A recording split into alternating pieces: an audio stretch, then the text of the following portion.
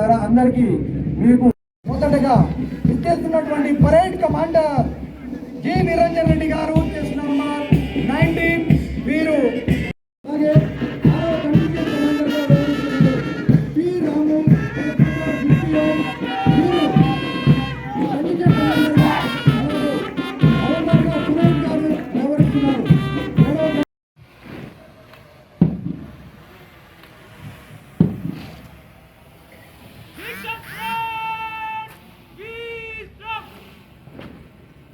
పూర్తి శిక్షణ చేసుకున్నటువంటి మన ఎస్సిడిపిసి వారి యొక్క సర్వీస్ లో మొదటి అడుగు వేస్తూ ముందుకు సాగిపోతున్నారు.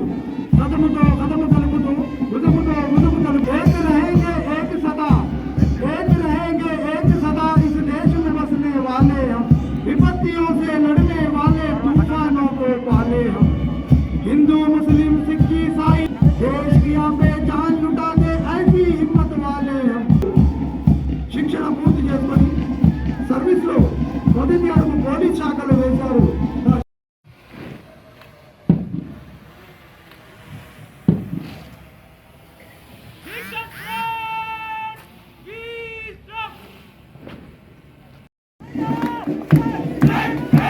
శ్రీకాంత్ గారు వ్యవహరిస్తున్నారు.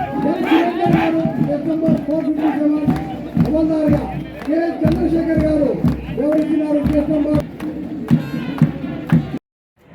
అలాగే ఏఆర్ఎస్ఐ 184 కె రవి గారు వెళ్ళగానే మిమ్మల్ని పూర్తిగా వేరే విధంగా సమాజంది ఎందుకు రంగులు ఉన్నాయి.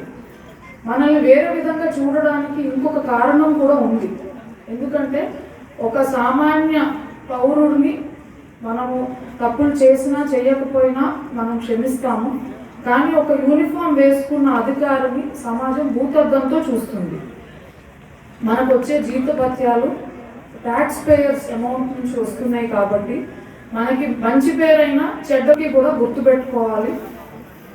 మీరు చేసిన ఈ శిక్షణ, మీరు నేర్చుకున్న విలువలు, ఈ టీం వర్క్ కానివ్వండి, ఇంటిగ్రిటీ కానివ్వండి, discipline or the dedication you have shown, ఇవన్నీ కూడా ఎటువంటి పరిస్థితులనైనా మీరు ఎదుర్కొనే విధంగా మిమ్మల్ని తీర్చిదిద్దాయని నాకు పూర్తి నమ్మకం ఉంది. I'm sure you will face any hardships that come your way in your career.